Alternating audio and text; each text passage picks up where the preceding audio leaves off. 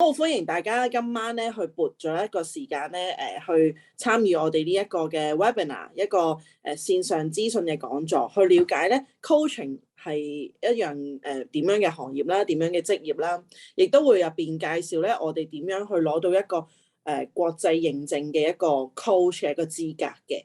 咁我哋首先就介紹 HLA 啦。咁HLA 係乜嘢咧？咁啊英文叫 Humanistic Leadership Academy 啦，咁就其實係香港專業教練旗下嘅一個品牌嚟嘅。咁而呢一個嘅學院咧，我哋係會提供有好多唔同嘅培訓啦，包括一啲以人為本同埋領導力相關嘅課程啦。咁亦都係入邊有好多嘅唔同嘅認證嘅課程咧，俾大家去報讀嘅。咁而今晚我哋咧就會介紹一個 CCPC 嘅一個課程俾大家嘅。呢個課程CCPC 啦，咁我哋讀完之後咧就會去申請一個認證，一個國際認證就係嚟自於ICF 嘅。咁 ICF 係一個咩組織咧？其實佢喺1995年，差唔多30年前咧就成立啦。咁而佢係一個國際認證組織，以我所知應該係全球即係最大嘅一個認證教練嘅一個組織啦。咁而佢喺啱啱我都睇佢嘅一啲報告，喺1月嘅時候咧，佢 celebrate 佢即係佢慶祝佢哋嘅 membership active user 喺150個國家咧係已經超過5萬嘅 members 㗎啦。咁而我哋呢一個課程咧嚟緊咧都係會係under ICF 咧，通過 ICF 咧去做一個認證你成為一個教練嘅咁。咁啊，當然大家今晚嘅主講嘉賓啦，我哋嘅 Jedi 啦 ，Mr. Jedi， 咁佢嚟自新加坡嘅，咁佢係一個Master Coach 喺 ICF 入邊咧係攞到最高資格 MCC Master Certified 嘅 Coach 嘅，咁而佢都係 CoachingChangesLives 嘅創辦人啦，喺新加坡啦，咁亦都咧佢係福布斯教練委員會嘅入邊嘅一個領導嚟嘅，咁所以咧其實Jedi 咧佢用過往超過13年嘅一個 coaching 嘅經驗啦，同埋佢係喺 ICF 度已經係做到一個好高級一個好 master level 嘅一個教練咧，去成為我哋嘅導師咁樣。大家好啊，係哇，廣東話咁正。係食飽未啊？Welcome everyone. Really a delight and pleasure. To spend this evening with all of us and to share with you guys a little bit more about the program, the Certified Co-Creative Professional Coach Program. 好開心今晚咧可以同大家一齊去參與啦，同埋係同你哋去分享係 CCPC 呢個 program 係關於啲乜嘢。It's a joy and privilege and an honor to be here with you all to really share and help you guys understand a little bit more about the world of coaching and how it can impact you and your career. 都係好開心啦，都係我嘅榮幸啦，可以係今晚可以同大家一齊分享關於領導呢一個嘅coaching 嘅世界啦。And one of the key important elements as we think about coaching and the future of work is that, coaching is becoming the future of leadership, right? Every leaders need this coaching skill. 咁其中一個好重要嘅元素咧，就係教練學咧已經係成為咗係一個將來嘅領導係非常之重要嘅。Yeah. So leaders often ask, what is that one skill that we need to learn and master to really lead our teams in a better way, right? In this VUCA economy, how do we actually manage teams? How do we manage the future generations of teams? And the answer lies in understanding the coaching conversations. 咁 coaching 啦，教練學係非常之重要啦，因為我哋係可以透過去管理好我哋嘅團隊啦，同埋去真係去好了解佢哋。So in this short presentation, what I'll do is I'll break down for you what the coaching program is all about and how do you get professionally accredited as a professional coach. 咁今晚咧我會提到嘅就係究竟 CCPC 呢個 program 係關於啲乜嘢啦，咁同埋係大家點樣可以咧係去成為一個認證嘅教練。Okay, so along the way, if any one of you have any questions, feel free to drop your questions in the chat box function. So later on, we have a Q&A section to answer some of those questions. 咁如果大家咧喺中途有任何嘅疑問啦，可以將你哋嘅提問咧就打落去個 chat box 度，咁去到最尾咧，咁我可以去回答翻大家嘅問題。Okay, so let's take a look at what we have here. CCPC, Certified Co-Creative Professional Coach. 咁我哋而家就去講關於乜嘢係 CCPC 啦。So the ICF body, which is the International Coaching Federation, has three main key layers of credentialing for professional coaches. 咁 ICF 係有3個認證教練嘅層面嘅。Yeah. And these three levels are what we call ACC, PCC, MCC. 而3個認證嘅層面就係 ACC 啦、PCC 同 MCC。Each of these credentialing level illustrates or defines the skill level of the various coach across their different journeys and experiences. 咁每一個認證嘅層面咧，都係去設定啦。咁嗰位教練佢嘅技巧嘅層次係去到邊度？ Yeah. So you begin your journey in pursuing your ACC first, which is Associated Certified Coach. As you gain more practice and experiences, you will pursue your PCC, which is Professional Certified Coach. And as you journey forward, you will achieve your MCC level, which is Master Certified Coach. 咁一開始咧，你會係首先成為 ACC 啦 ，Associate Certified Coach。咁你途中你都會係鍛鍊到更加多關於係教練學啦。咁之後你就會去成為呢個專業嘅 Certified Coach。跟住咧就會再去成為呢個 Master Certified Coach MCC 啊。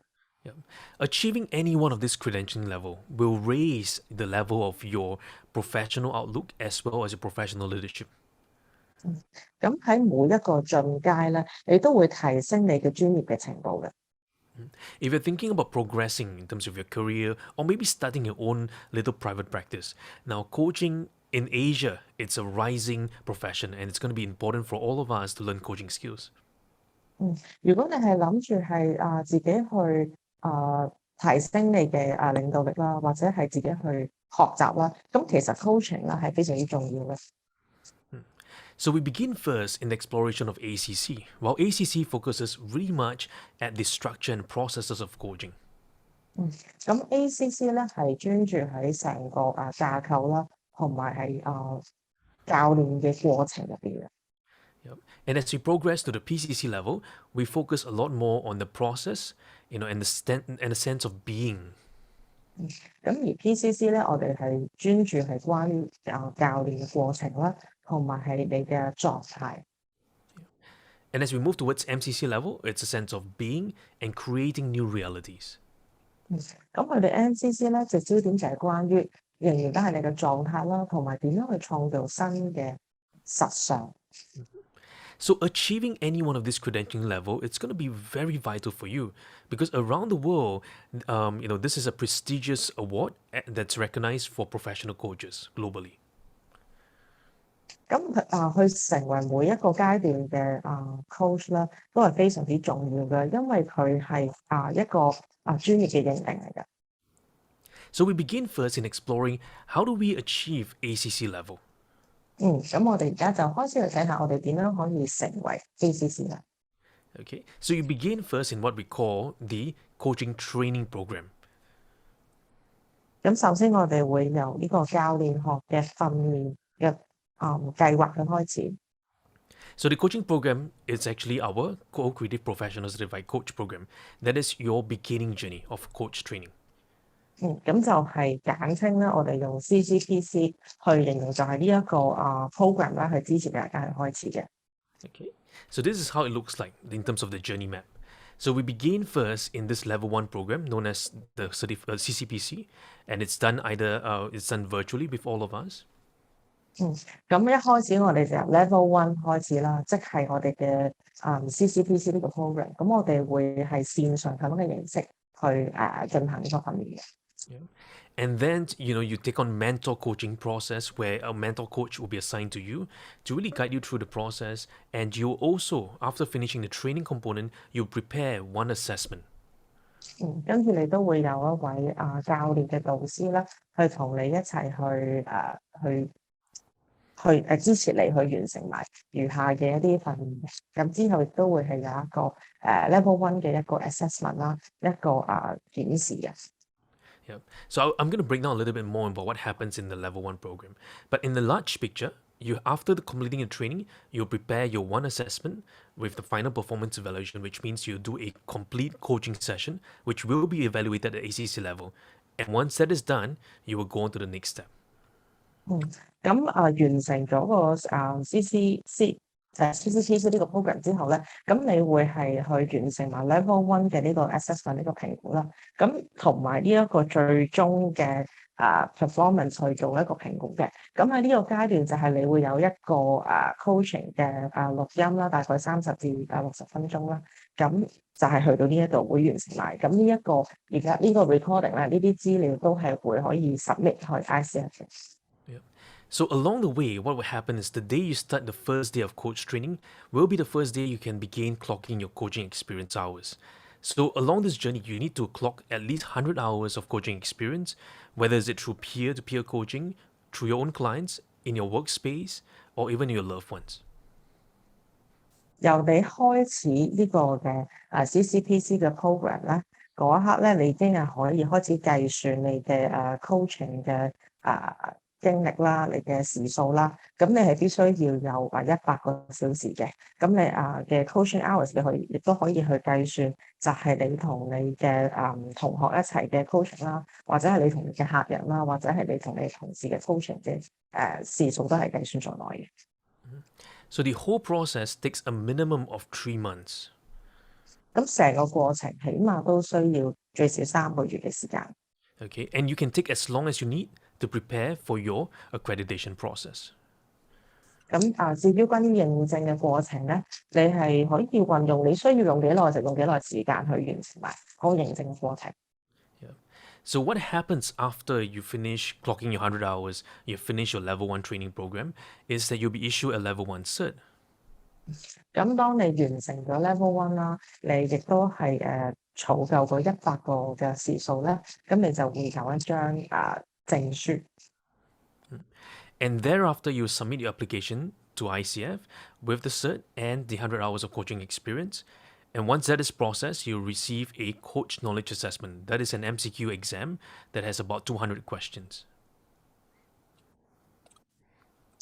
咁當你攞住嗰張證書啦，同埋你儲夠最少100個鐘頭嘅時數，你一齊去申請你嘅 ACC 去 ICF 嘅時候咧，咁你都會係收到係一個安排啦，要去完成一個嘅exam 嘅一個考核嘅。咁呢個考核大概係20題嘅題目嘅。Yeah. So once you complete this part here of your exam, then you'll be issued the ACC Credentialing. 咁當你完成埋嗰個部分啦，亦都係通過咗呢一個嘅考試咧，咁你就會係正式被 ICF 係認證成為 ACC 啦。Yeah. So most people take anywhere from between 3 to 9 months to get towards their ACC level. Some may take 1 year, some may take 2 years. So we go according to your pace, where you want to, how long you want to take to achieve your ACC. 咁有啲人大概需要3至9個月嘅時間啦，去成為認證嘅 ACC。有啲就需要1年，有啲係2年。咁係好基於你自己嘅嗰個步伐嘅。So after your coach training, you can take as long as you need to clock 100 hours. And once you're ready, then you can apply for your ACC. So if you notice this whole process, it's really robust. So the day you get to ACC, you're very confident that your skill levels are of a minimum standard.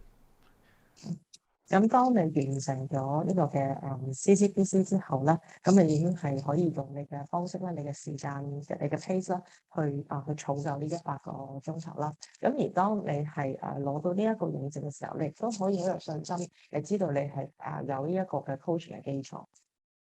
Okay, so now let's take a look a little bit more about what will happen in the coach training program that will be happening very soon. So in the coach training program, there are 4 key core courses in the coach training. 喺呢個嘅訓練入面咧，有4個好重要嘅部分嘅。Okay, so these 4 cores will be comprehensive in preparing you for your ACC level. 咁呢4個核心嘅部分咧，係非常之全面嘅，咁亦都係好準備好你去ACC 嘅 level 呢個實驗。So in Core 1, we begin exploring what we call good to great coaching. In Core 2, we will explore the co-creative coaching conversations. In Core 3, we'll look at the deep dive process. How do we evoke awareness with the clients? And in Core 4, how do we leap forward? How do we help the client to create transformative insights and actioning? 咁第一個核心咧係關於點樣由好變到好正嘅一個教練學啦。咁第二個核心就係點樣去共同去創造一個教練嘅對話。第三個核心咧係講緊我哋要好深入地去睇點樣可以係提升到呢個嘅 awareness 呢個察覺啦。咁第四個核心就係關於點樣可以將呢一啲嘅睇到嘅一啲資訊啦，我認清楚嘅一啲 awareness 啦，點樣可以將佢擺落去行動上面。And once you've completed your training program, along the way, we will also be giving you what we call mentor coaching. So the mentor coaching focuses really much on helping you improve your coaching competencies and your coaching skills. 咁當你完成咗呢四個核心嘅課程之後咧，咁我哋接住落嚟就會有呢個 MentorCoaching 啦，有個導師嘅教練啦，咁就係支持大家去提升你哋嘅教練嘅技巧嘅。Yeah. And once you've completed all the training requirements and mentoring, then you'll prepare your assessment, and that final assessment will be one recording where you submit to us of a coaching session at the minimum level of ACC. 當你完成咗第一、二個部分之後咧，就去到評估啦。咁到其實你係會錄一個錄音啦，係需要係喺最起碼係 ACC 層面嘅一個教練嘅錄音，然後就 send 俾我哋嘅。Yep. So you can see all the friends who have gone through this program as well. We've ran this for many batches, and you will join us with a group of community that's online to support you through this whole process. 咁你見到之前喺你哋之前都有好多人亦都係經過呢一個過程啦，咁所以大家都係有一個好強嘅社區咧，一班我哋志同道合嘅人一齊支持大家去完成嘅。Yeah. So the great thing about this learning process, it's both multicultural, so you get to learn from different cultures. You also learn from across different peers from around the world. At the same time, you also have individual coaches and peers who speak the local language, for example in Cantonese, so you can do peer coaching in Cantonese with your peers. 咁當中你會見到有好多嚟自唔同文化嘅同伴啦，咁你可以係透過同唔同類型嘅人去做呢個 coaching 啦，咁同時之間咧，你都係可以用翻自己嘅母語、自己嘅語言同大家去做呢個嘅 coaching。So now let's go a little bit deeper. What happens in each one of the core training programs? So in every session that we do, it will be a combination of one of these few things. So we begin first with the coaching masterclasses. 咁我哋就去睇下啦。咁呢個嘅訓練 program 入面有啲乜嘢重點咧？咁其實每一個嘅核心嘅教練嘅訓練入面咧，都係有包含到呢個嘅教練嘅 masterclasses 一啲大師嘅課程。So your core training includes both the masterclass and the practicum. So in the masterclass, we really focus on the content, giving you the tools and techniques. In the practicum, it's when you get the chance to practice more, hands-on, you get feedback and observations. 咁佢第一部分咧係 masterclasses 咧係好焦點係關於一啲技巧啦，一啲方法啦，點樣係可以去做到呢一個嘅 coaching 嘅過程咯。咁第二點咧就係 practicum 咯，就係點樣可以透過我哋學識咗呢一啲嘅技巧之後，點樣係應用出嚟嘅。Yeah. And to support you in your learning process, we will also be giving you your coaching learning resources.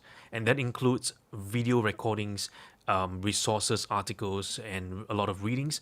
So that even after the program is ended, you can review the videos again to help you, refresh your learnings and to deepen your understandings.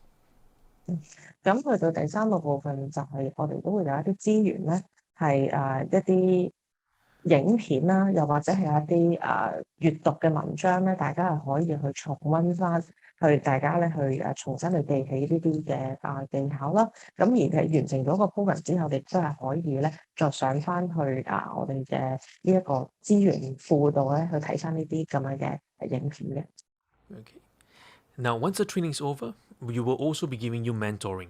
So the mentoring really gives you feedback and helps you go deeper in your skills. And there are two parts of this mentoring. One is group mentoring, where you come together as a group to learn and have peer sessions with each other. And the second is individual mentoring, where your mentor coach will tell you which areas to improve, which areas to work on, so that you can better prepare your recordings. 咁跟住咧就會係有 mentor 嘅 coaching 啦，一個導師就會去支持你哋。咁但係有兩個部分嘅，第一個部分就係 group 嘅，就係一班你哋嘅同伴一齊去互相去學習啦，互相之間去練習嘅。咁第二個部分咧就係你哋會即係有一個私人嘅同呢個導師咧係一齊一對一咁樣。咁呢一個導師佢會係俾翻一啲feedback，俾翻啲回應你哋。點樣係可以更加有效咁樣去提升你哋嘅 coaching 嘅技巧。Right, so you can join our community of global coaches who have gone through the mentoring process. Now, once the mentoring process is over, you have up to 3 months from the last day of class to submit your final performance evaluation, or what we call the assessment. 喺完成咗呢一個嘅 mentoring coaching 之後啦，咁你係有3個月嘅時間咧，係去交你嘅嗰個 recording 嘅嗰個評估。Yeah. So this recording includes a few items. So you submit your coaching recording at least at ACC level, a transcript of it, and your own self-observation sheet. 咁呢一個最終嘅評估 assessment 你需要交嘅係乜嘢咧？首先就係一個錄音啦，大概30至60分鐘嘅錄音。咁第二樣就係個 transcript， 即係你嘅內容你要係打翻出嚟啦，嗰啲字。咁第三就係一個你都要你自己都要去做翻個評估嘅。你係需要填寫翻你嘅你自己睇到留意到嘅嘢，然後交埋呢一個部分嘅。And the good news is this. For your assessment, you can do either in Cantonese, in Mandarin, in English, or if you like to mix different languages together, you may as well. 咁你可以選擇用廣東話啦、英文啦、國語啦，或者係混合埋一齊嘅語言都可以㗎。Okay. And what we're listening up for is whether there's sufficient evidence to demonstrate at least at the ACC level competency. 我哋要聽到嘅就係咪有去用到咧係 ACC 嘅層面嘅一啲coaching 嘅技巧。Okay, so that's good. So this gives you a good overview of the entire coaching process. 咁呢個就係俾大家睇到成個coaching 啦，成個旅程會係點樣啦。Yeah. So great. We have one friend who's asking us a question, which is communication work. Would coaching career be limited to location, context, and career coaching? No. So coaching is not just limited to a particular location. You can coach people from across different parts of the world, and coaching is also ever more integrative in your leadership skills, your speaking skills as well, and even not just career. It's also in the areas of, for example, building a business, consulting, and even people who are professionals in psychology or psychiatry, they are also adopting coaching skills. 咁我哋其中一位朋友就問到啦，咁coaching 咧會唔會係好局限於喺一個地方度咧？咁其實就唔會嘅，因為 coaching 其實你可以將佢應用喺唔同嘅地方啦，你亦都可以同世界各地唔同嘅人去做 coaching 啦。而喺領導學上面啦，同埋喺溝通上面都係可以運用到 coaching 呢個技巧嘅。咁亦都好多人係嚟自於做生意或者係去俾一啲諮詢，甚至乎係一啲專業嘅心理學家佢哋都係會用到 coaching 呢個技巧嘅。So you find that coaching is not just limited to just with clients. In fact, you can use coaching at home with your children, with your parents, with your loved ones, and you find that coaching conversations help you improve your communication process. And that's the beauty of coaching. So coaching is not just only for the professional. When you learn coaching skills, you realize that coaching skills can be applied in many different forms and across different industries. coaching 咧唔係淨係關於好專業嘅層面嘅喎，coaching 亦都可以將佢應用喺屋企啦，亦都可以係同小朋友同你嘅屋企人相處嘅時候咧，可以透過 coaching 去提升呢個溝通嘅質素啦。咁唔係淨係喺呢個專業嘅層面，你會發現其實 coaching 喺生活上面方方面面，大家都係可以應用到嘅。So after learning these coaching skills, what will happen is this: you in the program itself, we will discuss how do you then begin to niche in different areas. Because some of us may be more interested in wellness coaching, some of us may be more interested in relationship coaching, some of us may be more interested in parenting coaching or leadership coaching. That's when during the whole course, we'll spend some time also exploring the various niches in coaching. But the most important thing is to first get the fundamentals and also the skill sets and competencies of a coach at this level before proceeding to the next level. 咁coaching 咧亦都係有好多唔同嘅方面係可以應用到嘅。咁有啲人會想應用喺健康啦，或者係親密關係啊、父母之間嘅 coaching 啊，或者係領導學啊等等。咁但係重點咧係我哋將個焦點擺喺基礎度。當我哋咧做好一個 coaching 嘅基礎之後咧，咁我哋都會有空間啦，去一齊去傾下其實有邊一啲方面可以再深入咁樣去發展，去應用 coaching 嘅技巧。Yeah. Okay, so we have a little broad question here.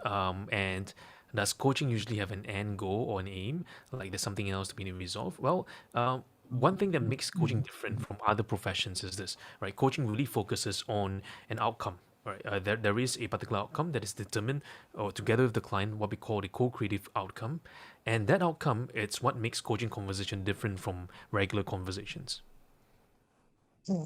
咁就係 coaching 有冇一個最終極嘅目標或者一個目的咧？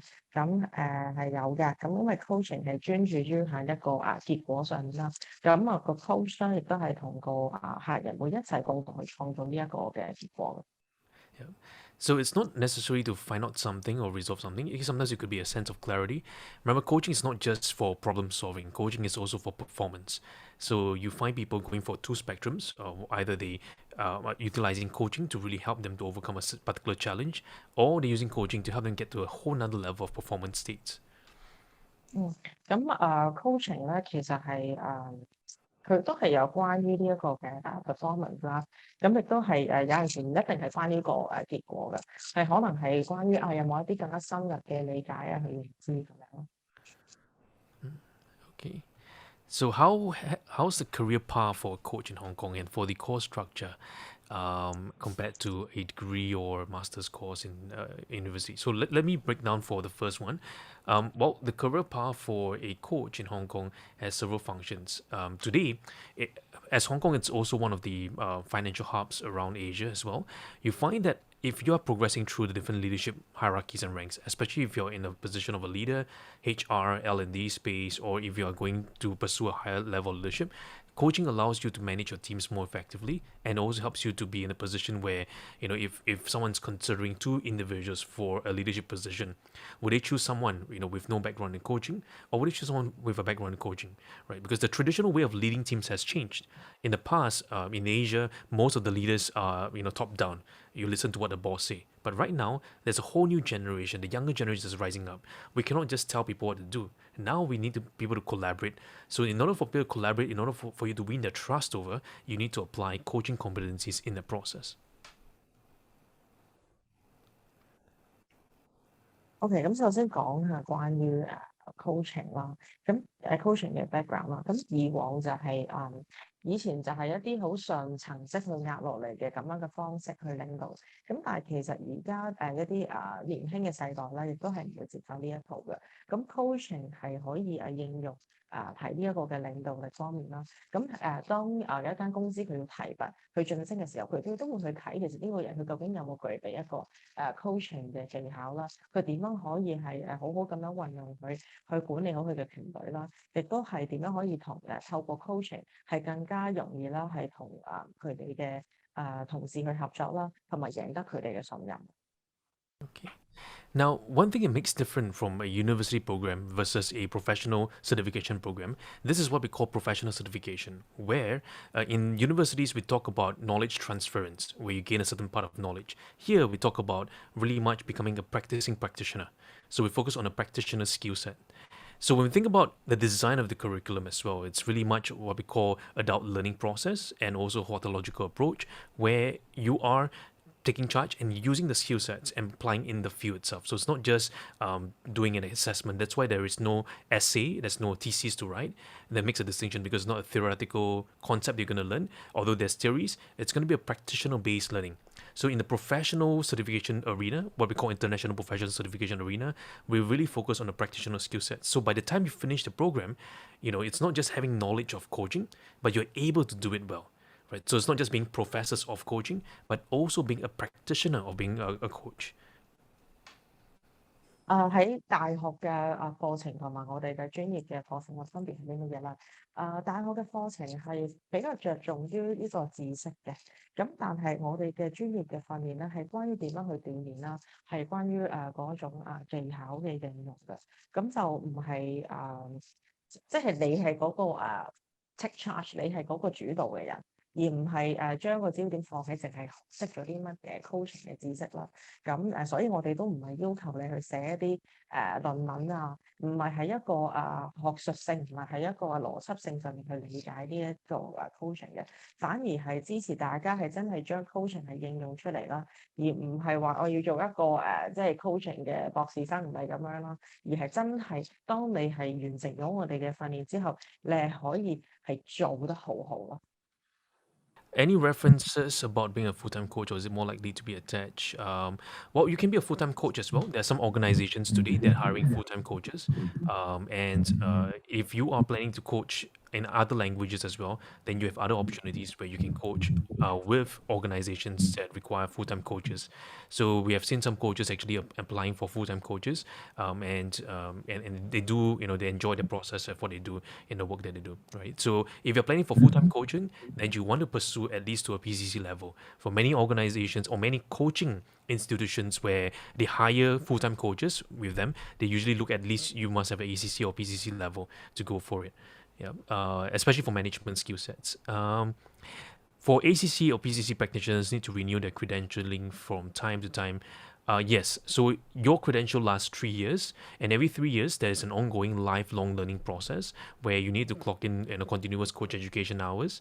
So if you're at ACC level, you need to do your continuous education hours plus additional mentoring. If you're PCC, you just need to maintain continuous coaching education hours, right? So those are different components that you can do. Now, as an ICF member, you can actually join a lot of this continuous coaching education hours that's completely free, complimentary to the program, or you can join elective programs where we conduct as well, where we talk about specialty skill sets. OK， 咁頭先Jedi 係答咗兩條問題嘅，第一條問題佢就係問到係咪可以做一個全職嘅 coach 咧？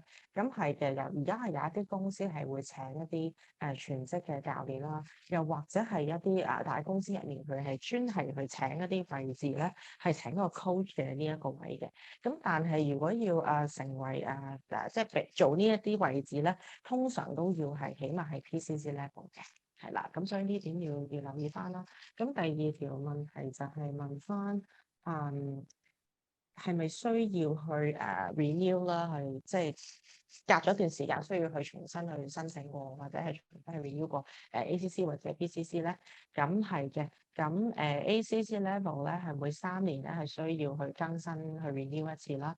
咁當中就係你需要係有一個你要有一啲coaching 嘅 hours 啦，持續性嘅 hours 啦，都係要有一啲即係 mentoring 一啲指導嘅training 係需要去fulfill 去符合嘅，係啦。咁而 PCC level 係淨係需要有一個係持續性嘅嗰個 coaching 嘅時數嘅啫。咁喺 ICF 咧，亦都係有一啲免費嘅 program 咧，你係可以去上去儲翻嗰一啲時數嘅。咁亦都另外係有一啲選項性嘅program 啦，你可以上去增進你嘅技巧嘅。